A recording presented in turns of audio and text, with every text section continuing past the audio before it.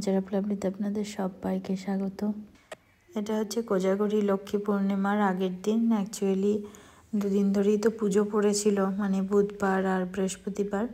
তো এটা হচ্ছে বুধবার সন্ধেবেলা।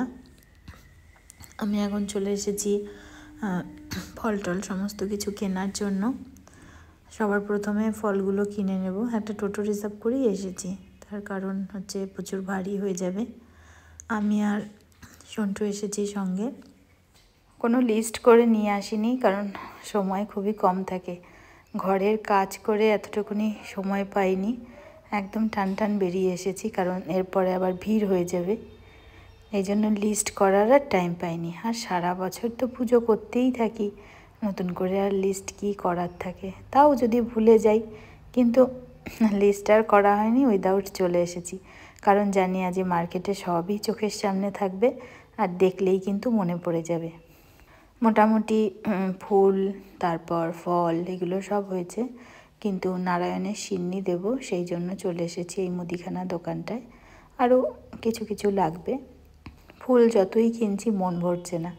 এখানে এত সুন্দর লাগছে ফুলগুলো দেখে, আমি এক একটা প্যাকেট এক একটা দোকান থেকে নিয়েছি। এখানেও ফুলগুলো খুব সুন্দর। আর এটা হচ্ছে নীলটুনি ফুল, যেটা লক্ষ্মী পুজোতে মাস্ট। এটা ছাড়া কিন্তু লক্ষ্মী পুজো হয় না। সব কিছুই গুছিয়ে নিয়েছি, পদ্ম ফুল, নীলটুনি, তারপর দশকর্মা, সমস্ত কিছু। আর কি সুন্দর মা লক্ষ্মীর প্রতিমাগুলোও কিন্তু সাজিয়ে রেখেছে। অনেকের বাড়িতেই এরকম মাটির লক্ষ্মী প্রতিমা নিয়ে যায়। আমরা যখন বাজারে এলাম সেই মুহূর্তে পুরোই ফাঁকা, কিন্তু সেকেন্ডের মধ্যে বাজারে পা রাখতে না রাখতেই যেন বাজার ভরে গেল। তো অনেক কষ্টে তাড়াতাড়ি করে সমস্ত কিছু কিনে কেটে নিয়ে এসেছি। আজকে হচ্ছে লক্ষ্মী পুজো, মানে বৃহস্পতিবার। আগের দিনও করেছে, কারণ যেহেতু পূর্ণিমাটা রাত্রেবেলা লেগেছিল, বেশিরভাগ মানুষ কিন্তু বৃহস্পতিবারই করেছে।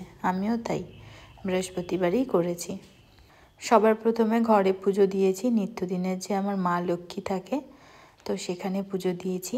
আর এবার আমি এখানে আসন পাচ্ছি মায়ের জন্য। এটা হচ্ছে আমার নিচতলায়। সমস্ত পুজো, মানে লক্ষ্মী পুজো, নারায়ণ পুজো, সব আমি এই জায়গাটাতেই করি।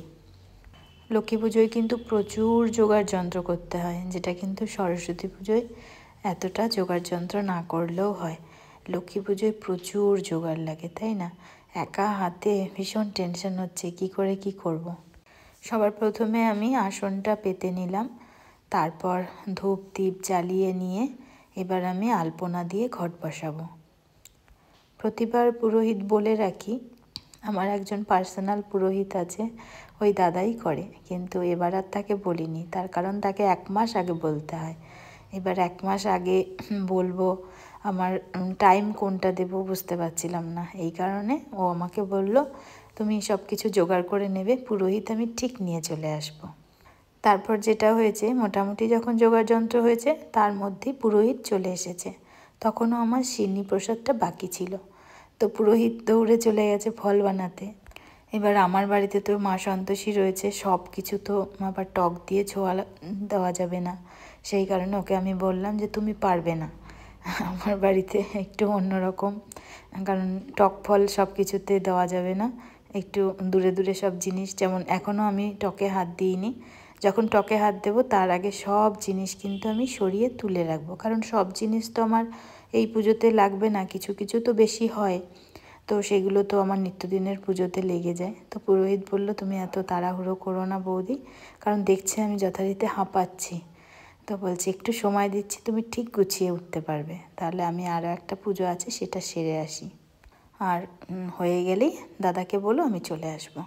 তো মোটামুটি এখন সমস্ত কিছুই গুছিয়ে নিয়েছি, যতটা যা পেরেছি একা হাতে আর কি।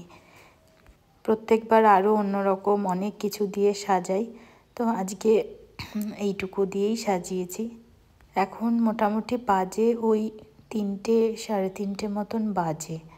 তো এবার পুরোহিতকে ফোন করে দিয়েছে। তার মধ্যে হয়েছে কি, প্রচণ্ড বৃষ্টি, ও রাস্তায় আটকিয়ে গেছিলো, তো তাড়াতাড়ি করে দৌড়তে দৌড়তে আসছে আর বলছে, আমি জানি তোমার রেডি হয়ে গেছে, তুমি অপেক্ষা করছো। সঙ্গে নারায়ণকেও নিয়ে এসেছে, এই হচ্ছে নারায়ণ শিলা। তো পুজোয় বসে পড়লো। সব কিছু গুছিয়ে যখন পুজোয় বসেছি তখন একটু মনটা শান্তি লাগছে। এতক্ষণ পর্যন্ত না কি বলবো, মানে প্রচণ্ড টেনশন কাজ করছিল যে সব কিছু গুছিয়ে উঠতে পারবো কি না। প্রত্যেক বছর এই মানে অর্ধেক সন্ধ্যের টাইমেই পুজো করি, তো এবছরও মানে আবার পূর্ণিমাটাও ছেড়ে যাবে, কারণ যেহেতু আগের দিন লেগেছে তাই সব কিছু দিয়েছি। আর মনে মনে ভাবছি সব কিছু ঠিকঠাক মতন দিলাম কি না, কোনো কিছু ভুল হলো কি না। চারিদিক শুধু ঘুরে ঘুরে দেখছি আর ওকে বলছি দেখো তো কিছু বাদ গেছে কি না।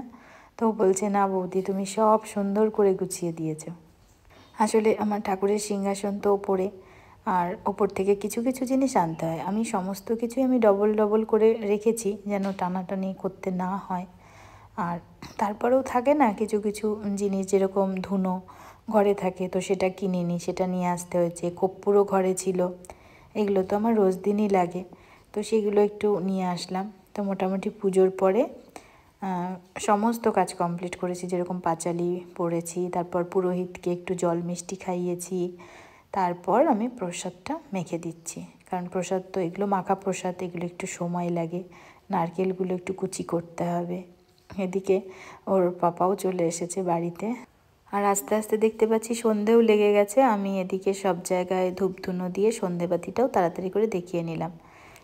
একবারে সন্ধ্যার পরেই প্রসাদ নিয়ে জল নিয়েছি। তো আজকের মতন ভিডিওটা এইটুকুই, দেখা হবে নেক্সট ভিডিওতে খুব তাড়াতাড়ি। সবাই ভালো থাকবেন, সুস্থ থাকবেন।